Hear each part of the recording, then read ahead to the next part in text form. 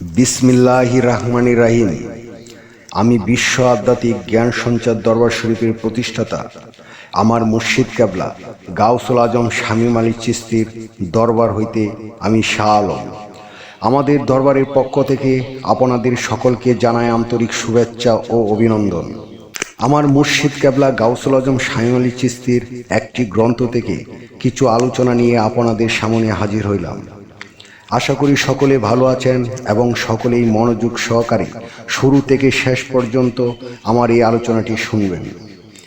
আজকে আমি যে বিষয়ে আলোচনা করব, আপনারা সকলেই যদি মনোযোগ সহকারে ও ধৈর্য সহকারে যদি আলোচনাটি শুনেন, তাহলে আশা করি আপনারা অনেক কিছু জানতে পারবেন, বুঝতে পারবেন এবং জ্ঞান নিতে পারবেন।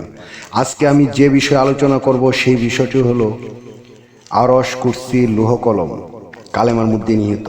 এই নিয়ে কিছু তত্ত্ব আলোচনা করব। আরশ, কুরসি, লৌহ কলম কালেমার মধ্যে নিহিত আছে। যেমন কালেমার মধ্যে মুহাম্মদ এবং মুহাম্মদের মাঝে আল্লাহ মিশিয়ে আছে। সেই মুহাম্মদ না হইলে আরশ, কুরসি, লৌহে মাহফুজ, লৌহে কলম কোনো কিছু সৃষ্টি হইতো না। সমস্ত বিশ্বের কথা বলার চেষ্টা করব সৃষ্টি সম্বন্ধে। যেমন বৃহত্তম মিম দ্বারা আরশ সৃষ্টি করিয়াছেন আল্লাহ, যেটাই শুধু সৌরজগৎ মানে আলোকিত জগৎ, স্রষ্টার জ্ঞানের জগৎ। পঞ্চম আরশে এবং চতুর্থ আরশে হাওয়ারফ অবস্থিত। পঞ্চম ও চতুর্থ আরশ কুরসি অবস্থিত। যে আরশে আল্লাহ সিংহাসন রাখিয়া বসবেন, সেই কুরসি চতুর্থ এবং পঞ্চম আরশে মাঝামাঝি অবস্থিত।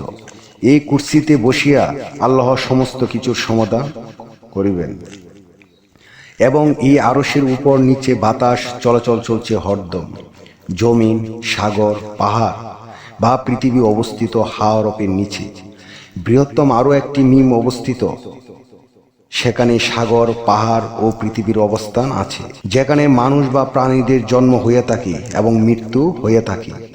সমস্ত লাভ ক্ষতি এই পৃথিবীতে হইয়া থাকে এবং বেহেশত ও দুজক এখানেই খুঁজিয়া নিতে হয়।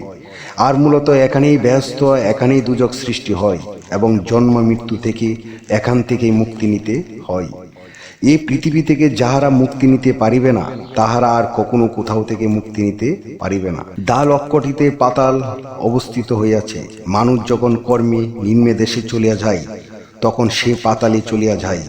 যেমন সেখানে কঠিন কষ্টের জায়গায় এতটাই কঠিন, এতটাই ভয়াবহ, যেখানে মানুষের সুরতের কোনো অস্তিত্ব থাকে না, সেই লোহে জমিনের নিমে অবস্থিত এবং কলম, দাল, হরফে অবস্থা হইয়াছে।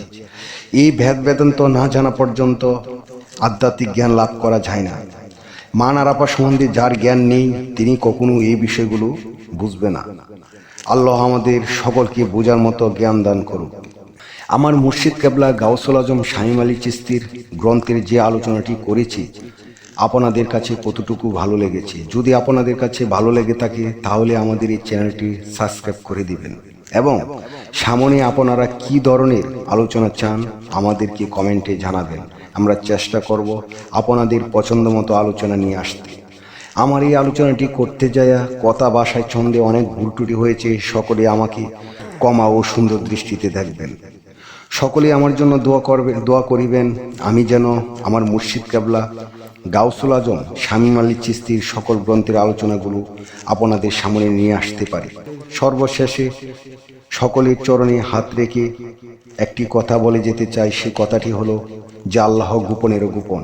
সেই গোপনকে পাইতে হলে একজন কামেল মুর্শিদের কাছে যাইয়া বায়াত গ্রহণ করে সেই গোপন ইবাদত ও গোপন সাধনার মাধ্যমে আল্লাহকে লাভ করিতে হবে। সকলেই ভালো থাকবেন, সুস্থ থাকবেন। আল্লাহ হাফিজ।